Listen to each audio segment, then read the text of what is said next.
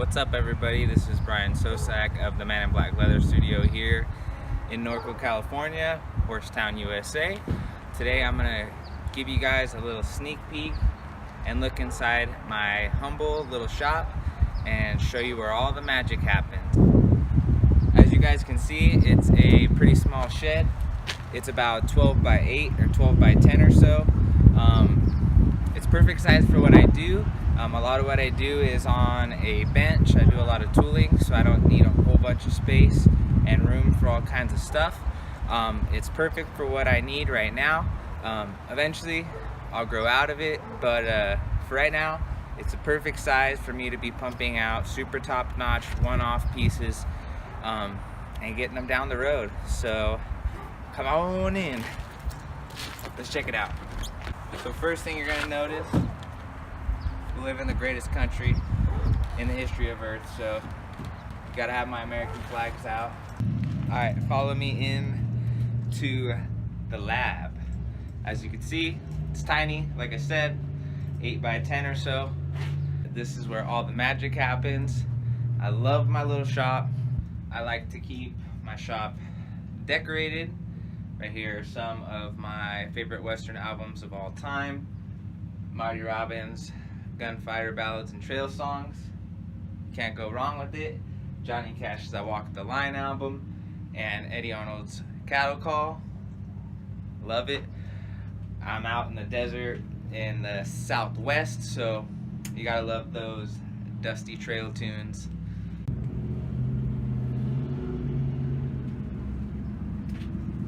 Got some projects hanging up. Here's some of my old toolings I have up so I can be reminded daily on how far I've come. Here is the splitter tool, aka the most dangerous tool in the leather shop. This tool cuts straps. As you can see, it's got an extremely exposed razor blade, and this thing is super dangerous. You actually pull it towards yourself and you can kill yourself with this tool, so you got to be extra careful with that. My super high-tech little holster right there for it, and I got some sewing awls for when I need to hand sew things. I like to use double needles, but when I need to saddle stitch things, I use the sewing awls. Here is my rack of stains and basically finish equipment. I got my acrylic resin, some hardware. Here's got some paint brushes and stain toothbrushes. I got all my stains right here.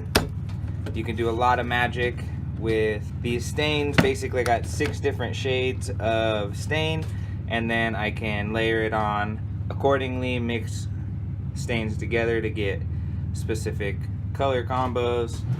I got my rubber cement. I love this stuff. I used to not be a fan of the contact cement, but now it's all I use.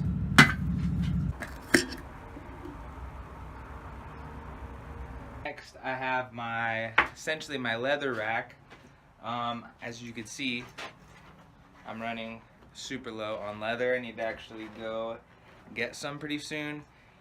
Usually this whole thing is filled up. I got some upholstery sides, got some backing veg tan, and I got some of my thicker tooling veg tan going.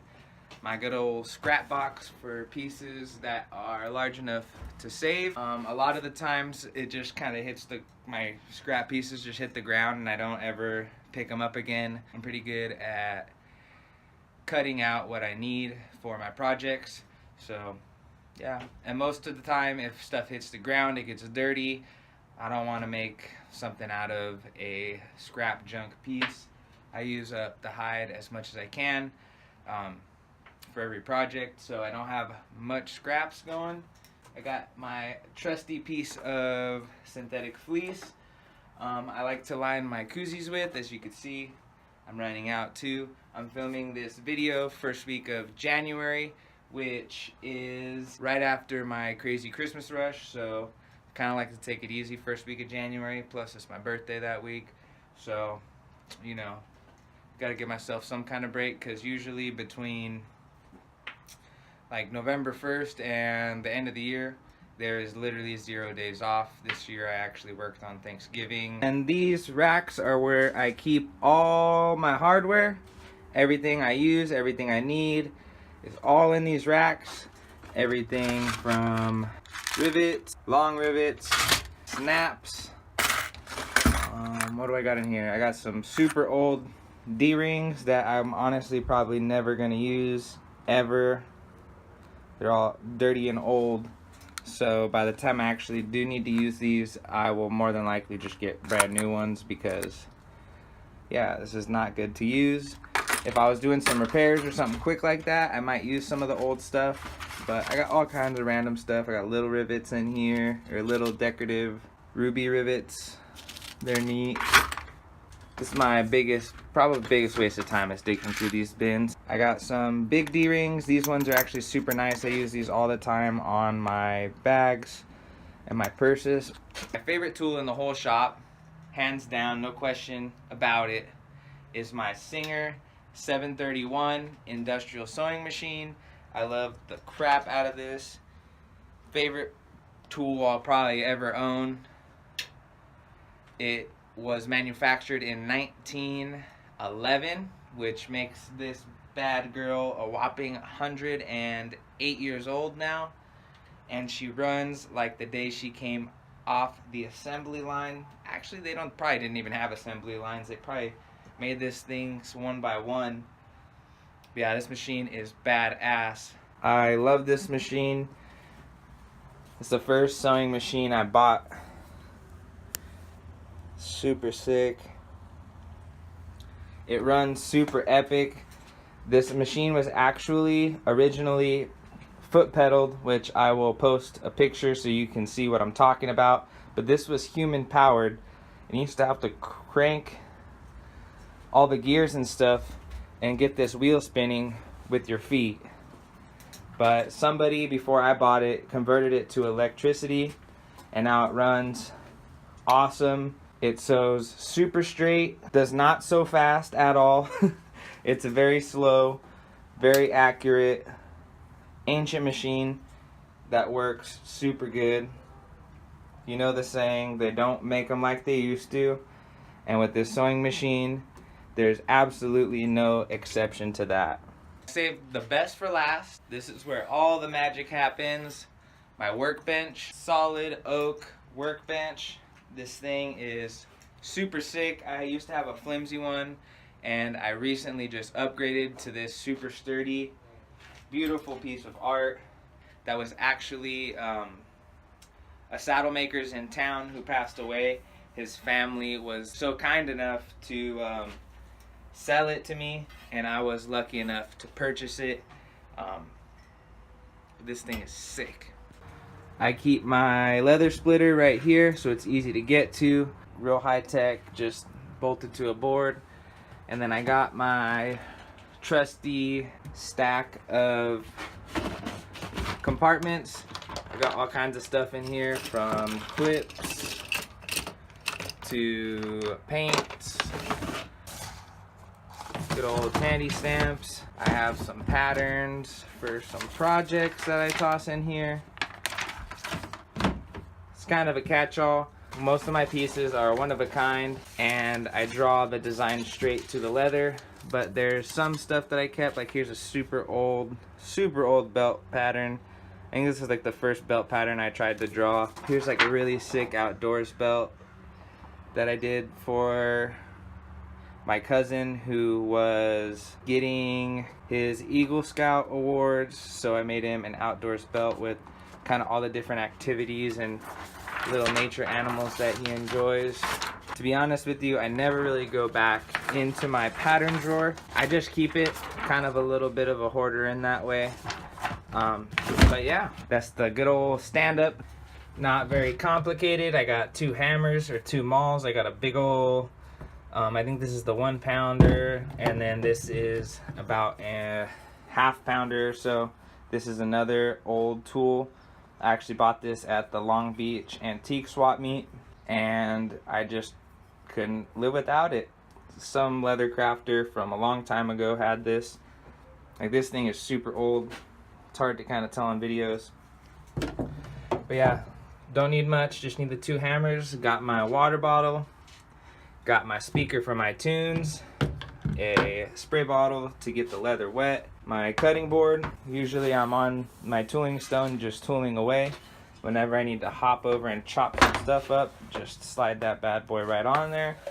When it's done, just kind of lives right there. The thing I'm going to talk about is my big old tooling stone. It's called the tooling stone because this is where all the tooling happens. Yeah, you need a big stone that can take a beating. If you try and tool against, like, say this raw desk, what'll happen is that your taps and your stamps won't be as deep, and also too, it will be incredibly loud and very annoying, and you will piss off your neighbors or anybody in earshot of basically hammering sounds. Alright, so for example, you make a bang on the wood, super loud, really annoying, and then on the stone, much more quiet. And also too, you want to have a big dead surface to tool on. That way your bevels and your stamps will be nice and deep. If not, they'll be shallow and lame. This is also one of the most important tools slash things in my shop. As you can see, there's a ton of holes and a ton of different stamps, and this is how I get all the textures and stuff when I'm carving my leather. I got a nice little edger tool in here. I keep it in here so it doesn't ever get dull. Yeah, I got all kinds of tools in here. Little stamps, like this border stamps right here. I was doing a lot of border stamps. Got some bevelers, some cedars. I got some old craft tool stuff I don't really use too much, but it's always good to have extra tools around. And I got the edge burnisher, do it all by hand. Always comes out super uniform. But yeah, this is how I get all my tools to have depth and texture. The only other tool I use for tooling is my trusty swivel knife, and this is the tool that I use to actually carve things into the surface of the leather. And then I use these stamps to basically add depth and to complement the cuts I got going. And when I'm carving leather, you put your finger on this bad boy right here. The yoke is what this part's called, where you put your finger in, and then as you can see, it's got a blade, and you just drag it and swivel it. Keep your finger still, and you move your middle finger and your ring finger to turn the swivel knife, and that's why they call it a swivel knife. And you get a lot of cool cuts. And sometimes when I'm really bored, I never had a fidget spinner, but what I do have is a swivel knife, and I give it one of these every once in a while. And there's a little bearing in there that keeps it going, and I waste a lot of time just sitting here staring at this thing. Hi everybody, this is where the magic happens. There's no secrets, just hard work, time, dedication, and making it happen for yourself. Anybody can do it. All you need is a handful of tools, and you too could be a professional leather crafter and pay your bills and make art for a living, and I'm super grateful for being able to do that. Just wanted to say about my small little shop, most leather shops are much bigger. A lot of guys take in saddles to repair, so you need all kinds of room for saddles, all kinds of rooms for different tools. But what I do is so select and specific. I usually make belts, bags, wallets, things like that, and most of my time is spent here on the tooling stone. I'd like to say about 3/4 of my time is spent just on tooling alone, which super time consuming. If you check out my other videos, you can see how time consuming and drawn out the whole process is to do these carvings and stuff like that. But it works for me. I'm sure there's gonna be people who are gonna tell me I'm missing tools, I'm gonna be missing all kinds of stuff and whatever. It's all good. This is what I like. Super easy to keep track of everything. This is for real my professional shop. This is all the space I need to do what I do. I've made all kinds of stuff in my little workspace. Things like this. And this.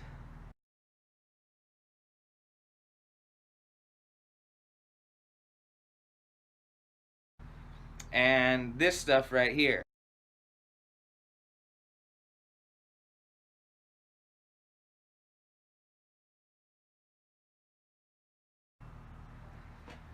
All that stuff was made right here in my humble little workshop with my two hands. Anyways, everybody, I really appreciate you guys tuning in.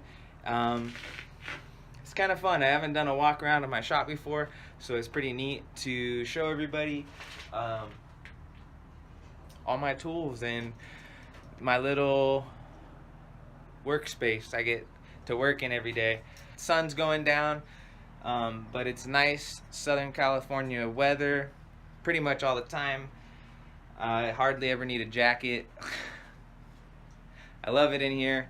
Super grateful I get to do what I do. So if you guys liked the video, if you guys thought it was interesting, if you guys thought it was neat, if you learned anything, let me know in the comments below.